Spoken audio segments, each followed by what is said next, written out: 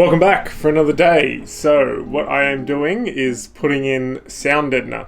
I wasn't originally going to put it in because I don't think it really makes the biggest difference, but because I have it already and it was pretty cheap, I bought it for the wheel arches and I have a lot left over.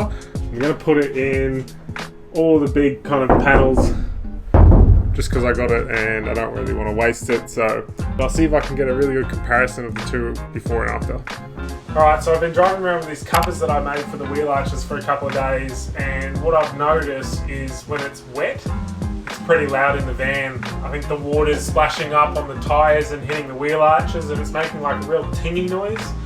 So what I did is I bought a roll of this butyl sound deadener, and it's pretty cheap. It's only about 80 bucks for I think 4 square meters. And it's got a double-sided tape on it, and you just tape it off and stick it on, and it should reduce that sound.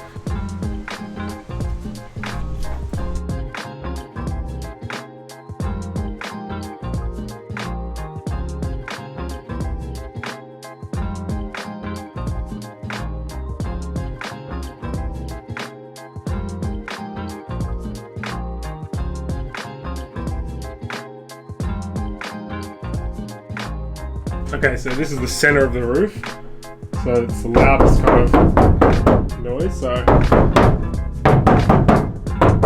get ready. Yeah, it's a lot less tinny. If I do it in between the two, still makes quite a difference. And I'm pretty sure that's why you don't really need to put it on the entire panel. You only really need to cover like maybe 50%, or I've even heard some say 30%, and that's pretty much what I'm doing. I'm not even covering probably 30-40%. Save a lot of money, and it does pretty much the same thing, so I'm pretty happy with that.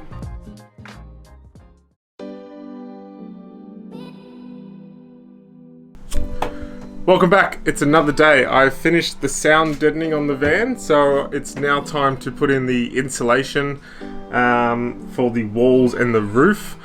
What I'm going to use is the same stuff I put in the floor, which is this foil board stuff. I managed to figure out a pretty good way to get it cheap. Anyone in Australia, if they go to shop at Bunnings and use the price match guarantee, you can get $10 off of this. If you shop around, I found a place that was selling it much cheaper, and then you get the 10% off. So anyway, I've got these sheets for $10 cheaper than what Bunnings was selling them for from Bunnings. So my plan is to use contact adhesive spray. So this stuff, it's really good. It's basically contact adhesive, but it comes out of a can, quite thin, dries super quick, super strong too. I've used it before. And I'm going to glue it to the panels. So for my area around the bed where I want the maximum width, I'm just going to use one sheet, and it's 15 millimeters. So you see I've already put it down here, and this is going to be flush with these ribs. So then I'm going to put a plywood board over the top of it, and that's going to be it for this side. So I'm going to do that for the other side. For the roof, because I've got quite a bit of height here that I can put insulation in, I think I'm going to double up these sheets. I could get these sheets for 15 millimeters. I can get 2 of them cheaper than I could get a 30 millimeter sheet, so that's why I've gone for that. So I'm going to double these up, make it 30 millimeters on the roof and the walls, and then in these cavity gaps, I'm not going to put this insulation in because it's just going to be a pain in the ass to try and cut all these little tiny sizes. I'm going to use polyester insulation. So polyester insulation doesn't rot, it's quite cheap. The R value isn't as good as some of the fiberglass and the wool insulations, but I like it because it doesn't rot. And it's not irritant to your throat and your skin or anything. And you can kind of shove it in all the holes. And that's what I've used before in the other vans. I really liked it, so I'll use it again. So yeah, I'll see how I get on with that. So a bit more detail in the way I'm doing this. You basically just apply it to one side.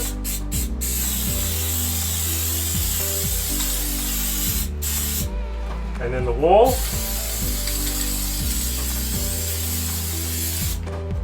And you wait about a minute, it goes tacky. You want to make sure that the silver side is facing out, because that's going to reflect the heat from coming back in. So much that I think in Australia it's more important to keep the heat out than the heat getting out, like in the States.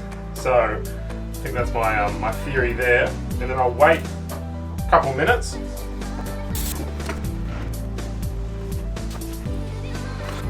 All right, it's really tacky, sticks to your fingers, so then it's just an instant bond. Just turn it on.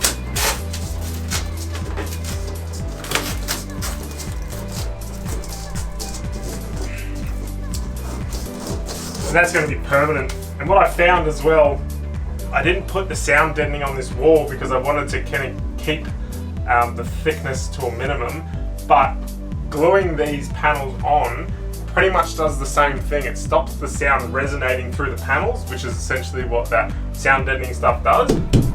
So it's really not necessarily to do it. And I'm thinking I might not have had to do it on the roof either, but it's done now anyway, so it's not going to hurt. But that was just a note. You can definitely tell the difference, so I'm pretty happy with how it's going to be turning out. So I'll do this side and then I'll start on the roof.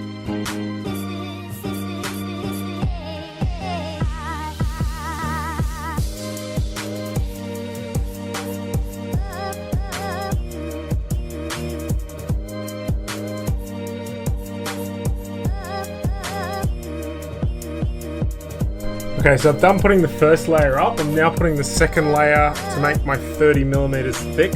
So you can see what I mean here. I put the second layer up here and I've got still probably about a 10mm gap where my lining boards for my roof are going to go. So I'm going to have a little bit of an air gap, which is pretty necessary when you're putting insulation down. You don't want things hard touching your walls. So I'm going to do that for the rest of the roof, and then I'll put in the polyester insulation in there and I'll show you what I'm using there. Okay, so I'm about to put in the polyester insulation. This is an Australian brand, Bradford's. It's only got a 1.5R rating, but what I've found, it's more than enough.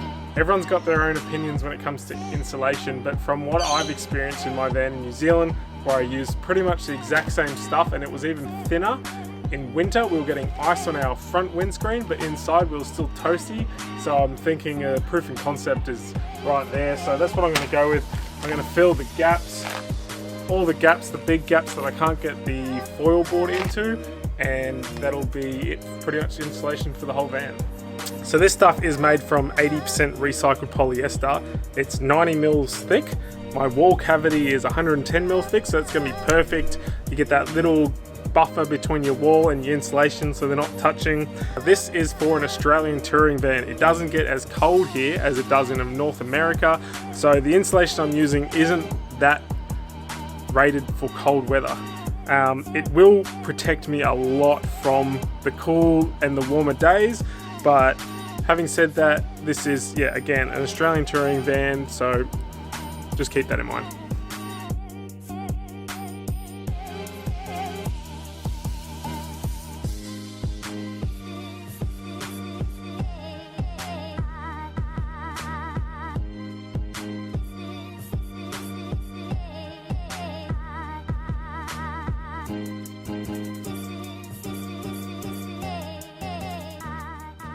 Just on a side note, these transit vans, for some reason, Ford decided to run the wiring loom that goes from the front to the back on the outside, which means I can't put wooden paneling up against that. And the only way I can get this on the other side is to cut it and join it and make it probably about 1 meter longer in 2 different spots, which means I have to cut. There's 50 plus wires in here that I have to cut, join with solder, and make sure I get the right colors. Otherwise, yeah, things aren't going to work in the back. And I have to do that here so I can run that round. And then I have to do it here as well because it splits. So I can run this up and down and over. So that is going to be a big pain in the ass job. The way I'm going to make it easier for myself though is I've gone to a wrecker and I've got a second-hand wiring loom, so all the colors are going to be the same.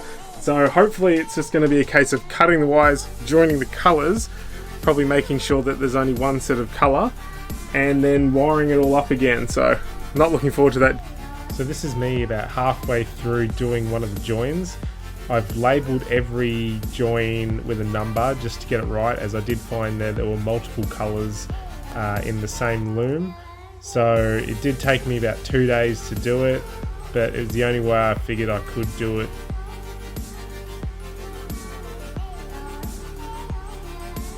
Here I've got the completed loom at the back. It's all been soldered and heat shrinked. I'm ready to tape it back up and put it back in the cavity. So I've finished this now. There's over 60 wires in there and I've had to do it twice. Right at that end. And I've run the cable now through here, behind everything. That's the join. And all the way up and then around the back. Okay, that's pretty much the installation done for this van. The only thing I have left to do is just fill in the small gaps, which I can't really get anything big into. That'll take some time. You kind of want to make sure you measure it out first, so you're not just shoving it in and compressing it, because it won't work as well. So apart from that, installation is all done. I'm very happy with how it turned out. I'll see you in the next video. If you haven't already, please consider subscribing to the channel. Like this video if you got any use out of it, and I'll see you next time.